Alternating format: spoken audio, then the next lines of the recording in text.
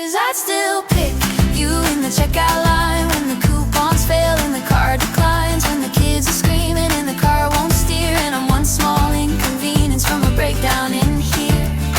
Yeah, I'd still pick you. You're my steady north, my Jedi in my... Hi everybody, welcome to This Is Life with Tim and Jenna. We're going to do something a little fun today. Fun, interesting.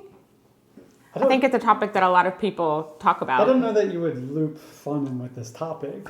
But Maybe not, yeah, but I think it's interesting. Topic. It's important, it's interesting. I guess not fun, like funny, but like let's dive into something that a lot of people talk about, or maybe I think a lot of people have this issue like hanging in the background and have either settled with it and just, this is life and this is what it's going to be and there's nothing I can do to change it. Yeah. Or if I can't change it, then get on board and engage and see how this can work with my life. I think a lot of families and couples deal with that. Or that third option is living in shame and beating yourself up over choices that you've made regarding this topic. So I think for most guys, they feel like they are stuck and there's no way out. For ladies, I don't know. We're going to get into that probably in a following podcast. What it's like on the ladies' side of it. So I don't want to speak into that because number one, I'm not a lady.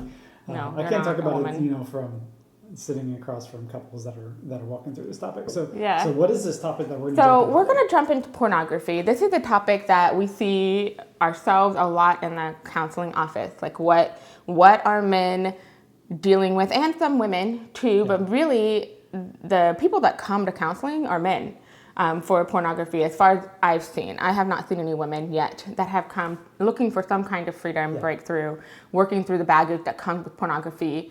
But we see marriages are being torn apart and relationships, you come into marriage with these expectations, and pornography definitely plays a really negative role in establishing a solid, great marriage. I would call it the silent, not so silent killer of marriages.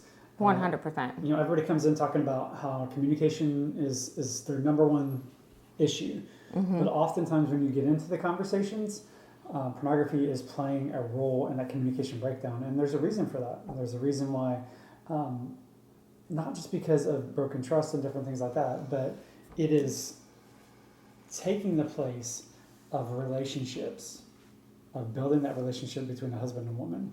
It's releasing the same chemicals in the brain. It's doing all kinds of stuff, and then the whole point is to counterfeit and to take away, steal, kill, and destroy your marriage. Yeah, absolutely. So if you take it from that perspective, we really understand that there's a plan, a strategy in destroying families. And so we could jump into this and start talking about all the ways to break away from pornography. As counselors, we definitely want to be available for that. But I think it's important for us to share our own story with pornography and how it's affected our family, how it's affected you. And even before marriage. So let's start with that. Why don't you share a little bit about how you were introduced to pornography? How old were you? Yeah. What was going on in that young mind of yours when it became something that was prevalent to you? Yeah, and I think it's important to note, kind of before we get into this is not just something that just affects guys nowadays. It's everywhere. It's accessible by everyone, anytime. So we're seeing a growing issue with young ladies, and carrying on in a marriage through a variety of things. And so for me, it actually began, I think, if I think back, I know the first exposure I had to what I would call significant pornography. We're not talking about, I grew up with the Sears catalog and you look through it for your toys. We're not talking about, finding the women's section in the catalog. We're talking about full-on nudity, that type of stuff, on up into graphical images of men and women. And so engaged in a lot of different things. And so my first exposure happened when I was in middle school. For me, I was 7th grade.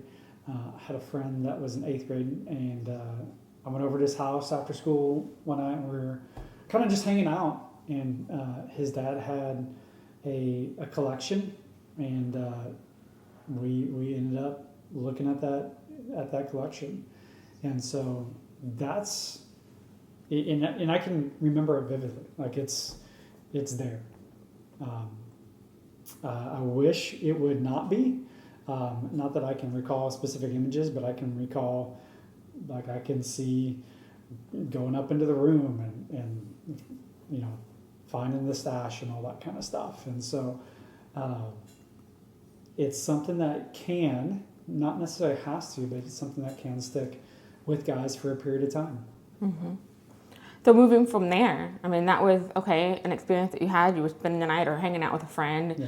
found a stash of magazines that were super explicit, and that was new to you. And I will say, you were in 7th grade, so 12-ish. Yeah.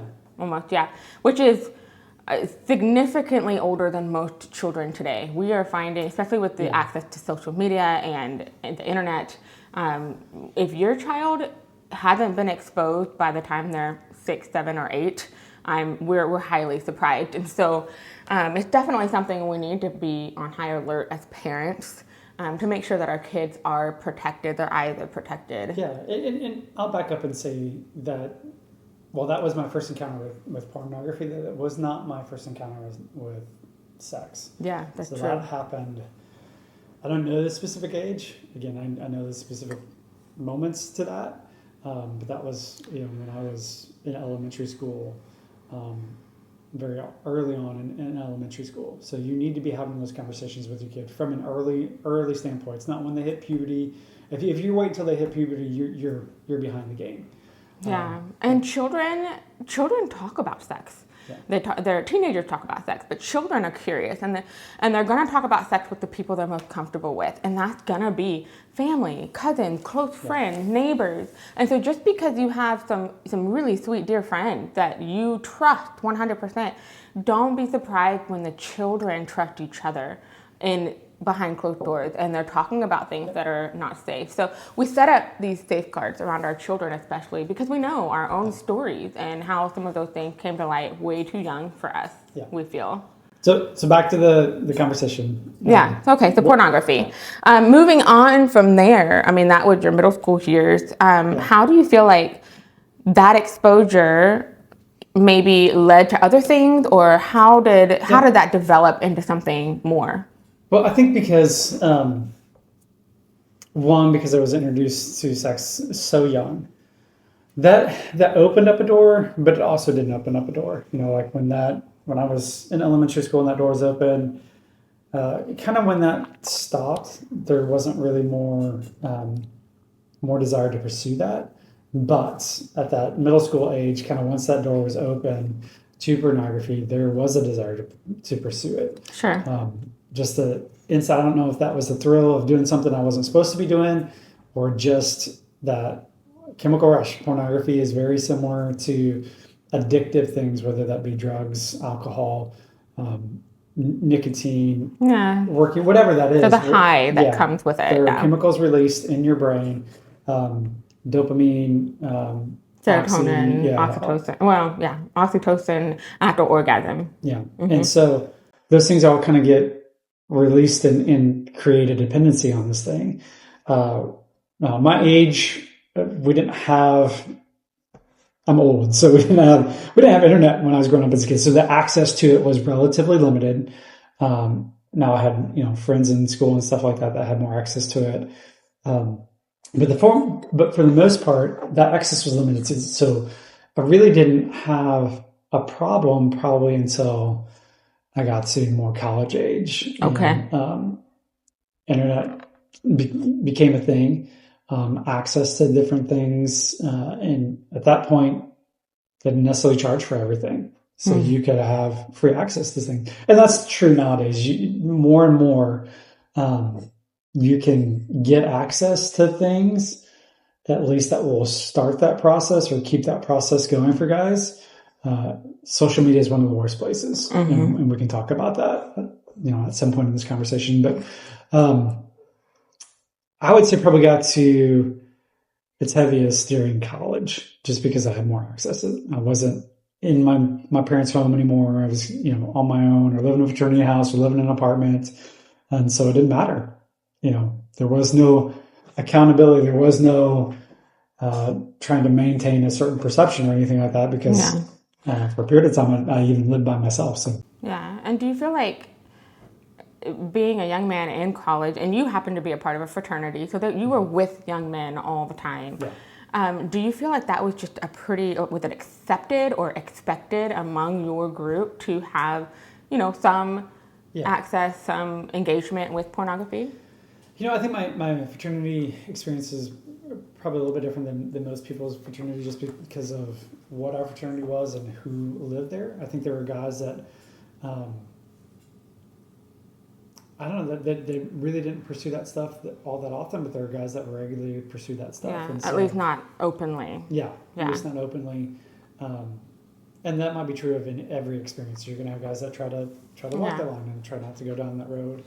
But I think just in college, when I was there, it was just something that guys were really pushed to pursue. And not just pornography, but sexuality and having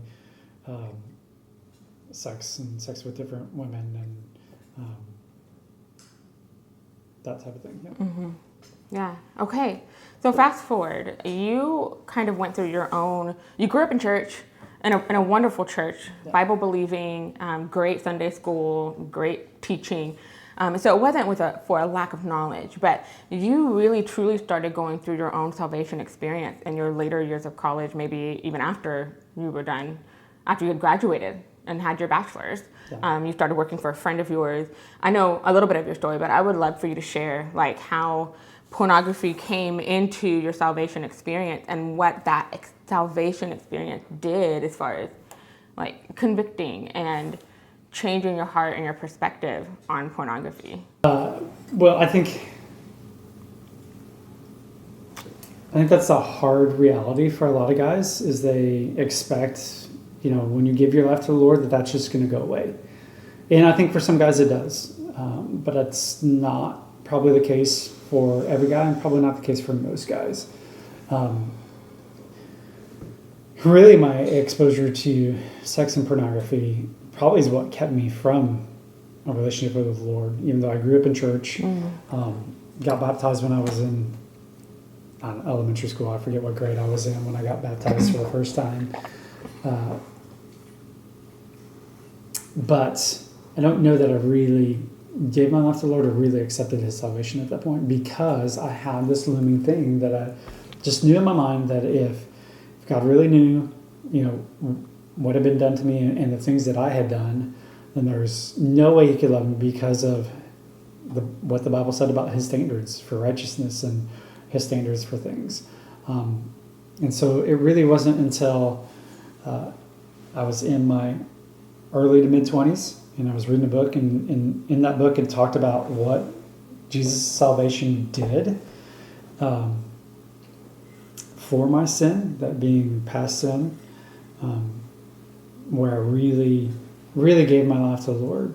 And I would love to say that draw to pornography just stopped at that point, but it didn't. There are other things in my life that did stop at that point. Had no issues moving forward. One of those things was alcohol, and not that I was ever addicted to it, but it did play a role in my life, and that immediately stopped. But the draw to pornography did not stop in that moment. And so I would spend the next few years just, wrestling with that with God. And even now, there's still times where that temptation comes in. And I think the Bible is clear. I think everybody, expects men when it comes to pornography. It's like, you just got to get through this to where you're not going to be tempted anymore. That's never true. Because there's so many things around you in this world that are pushing you towards it. Whether it be social media, billboards, just the way our culture dresses. There are so many things that kind of push that, right? Push you towards that. And even in some other cultures, because we've done mission trips and different things, and other cultures view nudity differently. That doesn't mean it's okay. It just means you've accepted it. And hopefully, your familiarity with it makes it less of a, Yeah. sinful desire. I don't think that's accurate. I think it just has It's guys culturally struggling- accepted. Yeah. Has guys struggling with it more, probably in private. But so yeah, it was a process with the Lord, and something that I still have to surrender to Him when temptation comes up. Okay. Well, at some point you felt called to ministry, and you ended up going to Bible school. That's where we met. Do you feel like going to Bible school and having that temptation and that engagement with pornography, like how did that play a role in your ability to step into the call that God had for you, if at all? Say that again? Like, how do you feel like you were called to ministry? Mm-hmm. You still were wrestling with God when it came to pornography, like that temptation, that drive. When you were called to ministry and you eventually said yes to going to Bible school, how did that come into play? How did it affect your ability to say yes to the call to ministry? How did that play out over the years that you were training? Well, so I think, when I was called in the ministry, that was shortly after I gave my life to the Lord. And so there's kind of that newness of relationship with the Lord, and you're just on fire, and you just love God. And so probably didn't have the struggle that would come later. And so I don't know that it played a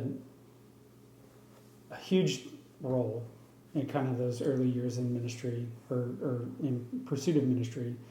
There were other things that were in place too. The school that we went to had a program called Covenant Eyes that guys were required to have on their computers. I don't know if the girls were required to have that too, but the guys were required to have that. And so if you don't know what that is, it's accountability software that basically records where you go on your computer. Now they have a version that can go on your phone. There's other programs as well. In fact, I was talking to a guy the other day. I was talking about a program that he has on his phone, and it actually notifies him that, hey, you've now gone to a questionable site. There is going to be a report that's going to be sent. And so I actually like that because it kind of lets you know up front, okay, this thing's checking me in, and it's kind of like immediate accountability as opposed to deferred accountability to where somebody's coming in later. And you might still engage in looking at pornography, and then somebody's coming in later and saying, hey, you went to this stuff, we need to have a conversation now. This was immediate, so it stops you quicker, right? Yeah. Because somebody's going to be looking at that. And you can have those emails sent to whoever. When we were at Bible school, I went to our dean of students or RA, or I can't remember who it all went to, but and they followed up with you, and you had conversations about it and different things like that. So just for a lot of guys, just knowing that somebody's going to see this is enough to kind of help you fight that temptation. Yeah, for the men that want to break free from it. Yeah. Okay, so fast forward toward, really the very end of our Bible school time is when we first started, considering a relationship for the two of us. And, pornography wasn't complete. I mean, it was still there in the background. I certainly didn't know what that was for you. I can't remember how much you told me in the beginning. Okay. But I certainly had no understanding of what the struggle was or how much of a toll it took on your mind and just your body and the exhaustion that it could sometimes be to resist pornography or the shame that would come with it when you did engage with pornography. And so I think my lack of understanding and not being able to really meet you there in that space and, dealing with my own insecurities around pornography, not really fully understanding pornography itself, not understanding just the reality behind it and how it wires your brain. Yeah. Talk a little bit about what now, moving forward. We got married pretty quickly. We only dated for 10 months before we were married. Yeah. So there wasn't like a process for you in leaving one and moving into the next, right? Now I know what my experience was kind of on the outside looking in and walking into marriage with you. But share a little bit about what your position was, what your emotional side of things were, mental. Well, and I think I probably had a different experience than I would say most guys, just because of my time at Bible school and the things that were in place there really protected me for a period of time. And then I really worked hard to protect us going into our marriage, and really pursue God for things to be different. And so even to the point, I specifically prayed before we got married, that God would take away all, not all memory, like I felt like I was just I'm going to have amnesia about any sexual experience or pornography experience that I had before we got married, but to really just cleanse my mind and my heart from that, so that on our wedding night I didn't feel like I was wrestling with images of other women or experiences with other women on our wedding night. I didn't feel like that was an issue. And so coming into our marriage, I wasn't actively carrying pornography with me as much as trying to confront temptation as it came up, and that being probably an easier thing to step into because I'd gone down that road. Yeah. Okay, well, how did it shape like your drive, like sex drive, your desire to be intimate? Yeah. Like, I think all of that played a role early in our marriage. Yeah, I think I don't know that it could be fully just chalked up to pornography itself, but I think probably more so than any kind of experiences I had relationally before then. And one of the ways I tried to manage that temptation in my life was to just mentally, whether it was intentional or not, convince myself that sex is bad. And so when we got to the point of sex being good, I think guys kind of get lured into this false idea that when I get married and when sex is okay, then I'm not going to have these struggles anymore. But probably what it really does is it gets you into this loop of struggling with healthy and correct sex in your marriage. And that's what it did for us. I really dealt with sex as being bad. And so when we got to our marriage, I struggled with kind of opening that door up to the awesome gift that sex was in our marriage. And so it caused issues. It caused you to feel rejected, not necessarily just because I was looking at something, but because I couldn't freely open that door to you because of everything I did to try to protect myself from that temptation. Mm-hmm. Hard that was, I think, for both of us. I could not fully understand. And I think it's important that, that as we share our side of the story, we did take some different steps than many, at least today, take. We chose to, when we decided that we wanted to pursue a friendship/relationship with intentions of, okay, is this going to turn into a marriage? And then it did turn into a marriage. That 10 months and before, we were friends before that, but we never had any kind of sexual engagement before our wedding night. And in fact, you and I kissed each other for the first time on our wedding day. And so we really walked into our marriage,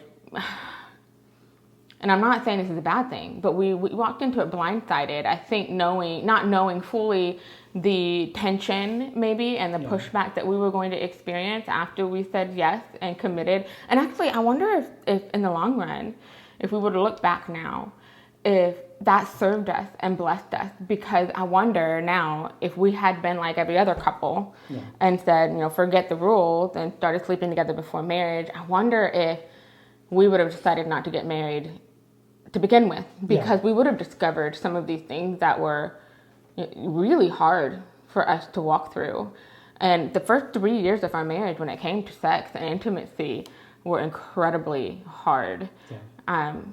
Like you said, the feelings of rejection and not understanding. I think for me, there was a lot of comparison. Knowing that pornography was in his past, just the natural insecurity of, well, is something in his mind saying that I'm not as good as something else he's experienced or seen, and so therefore he's not interested in engaging. And so there was a lot of like self-talk, negative talk, I think, for both of us that was going on. And so after we got married, here we are, both of us facing this mountain of, the only word I can think of is tension, this mountain of tension that we couldn't fully grasp, I think.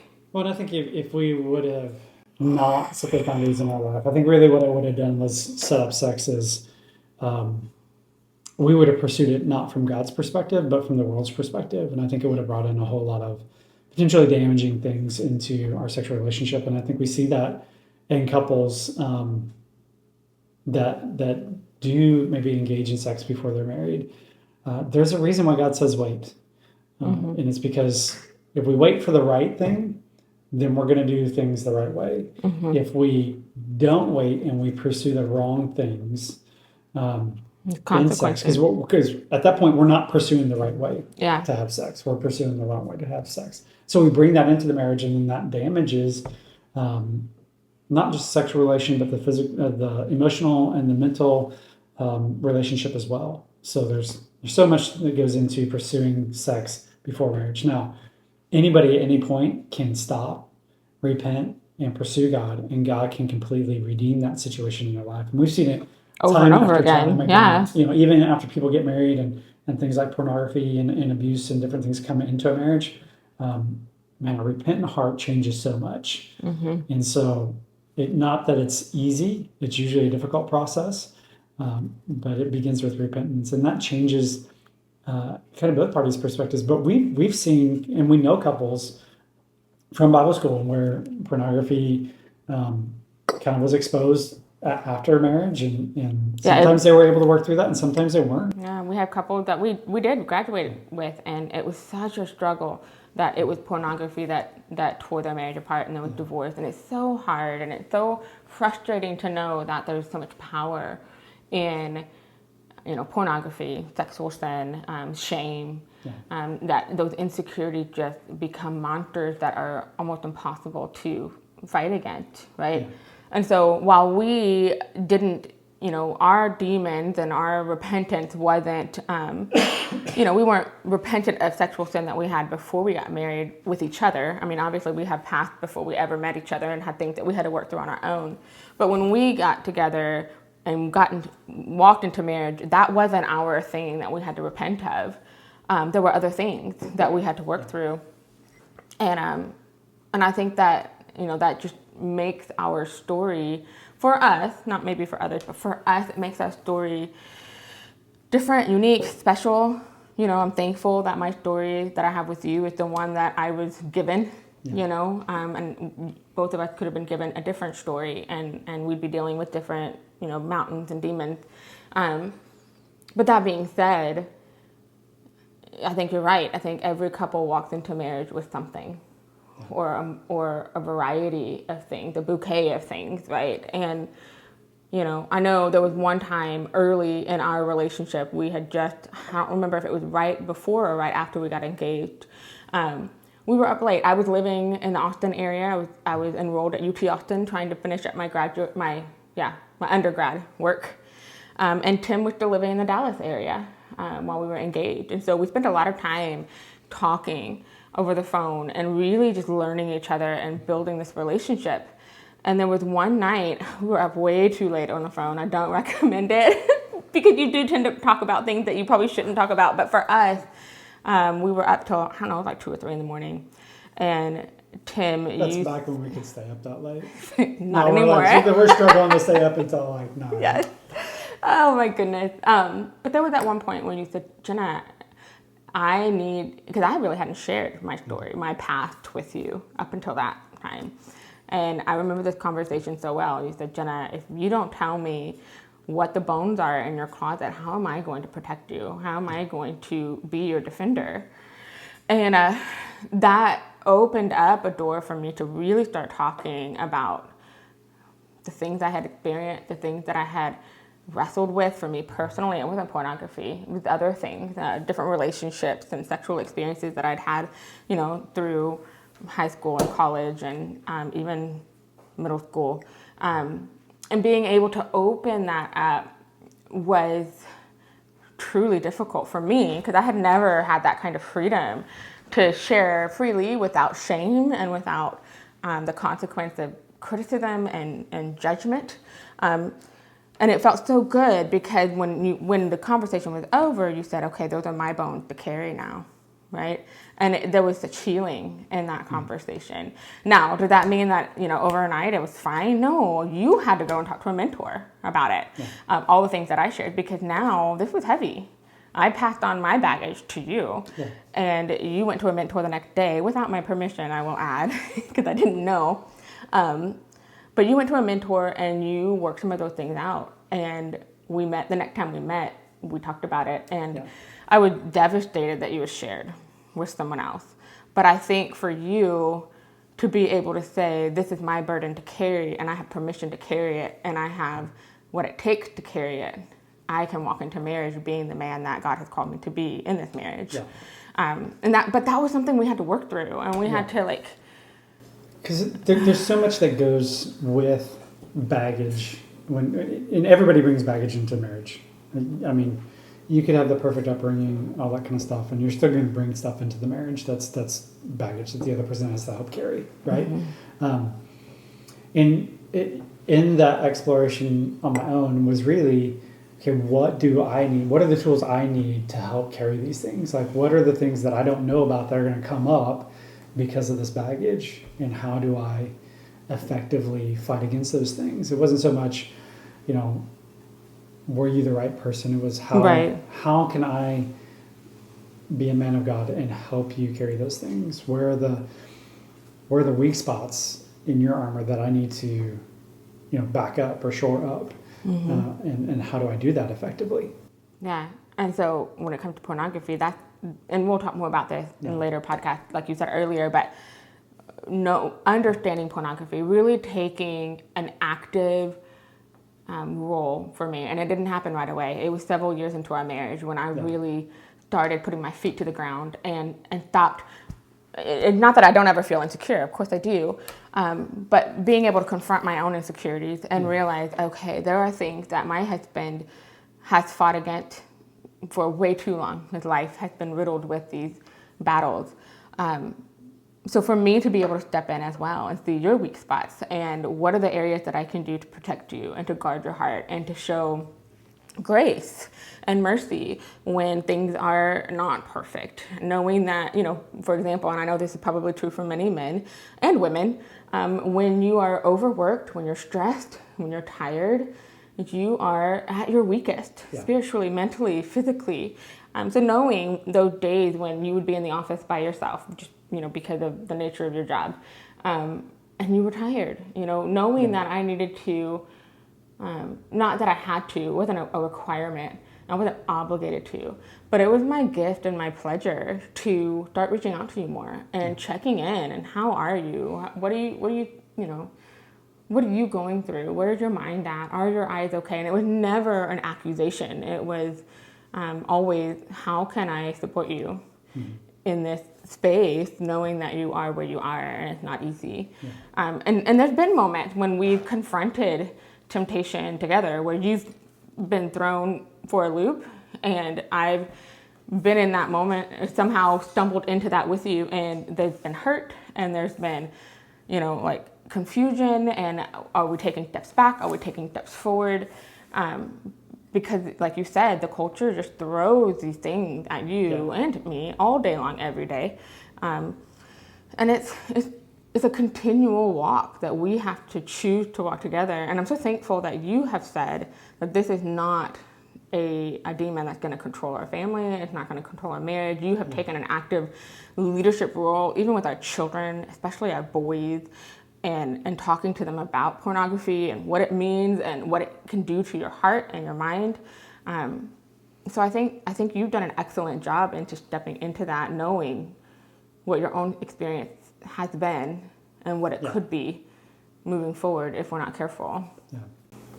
The biggest shift in you that was the most helpful for me is when you started seeing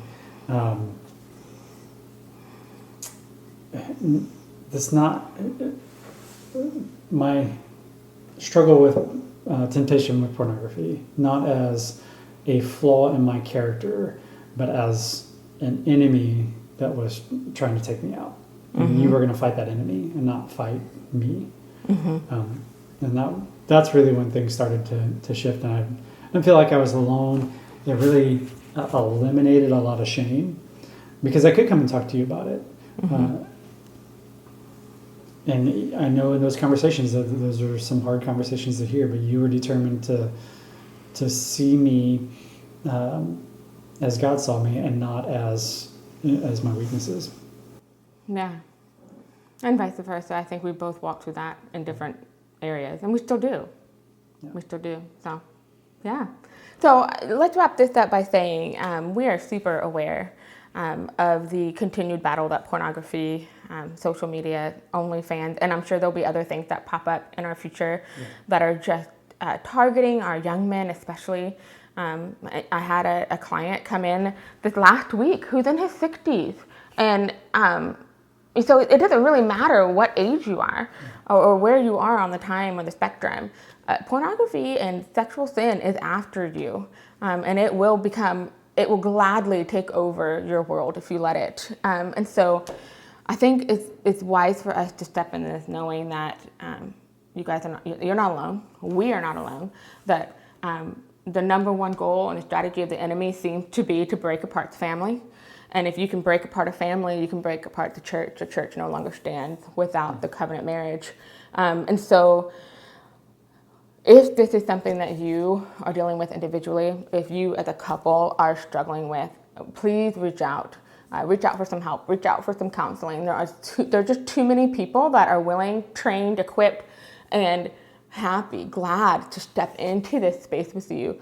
We've got our own counselors that we have raised up at higherhopesonline.com, higherhopesonline.com. We've got counselors that are ready to meet with you.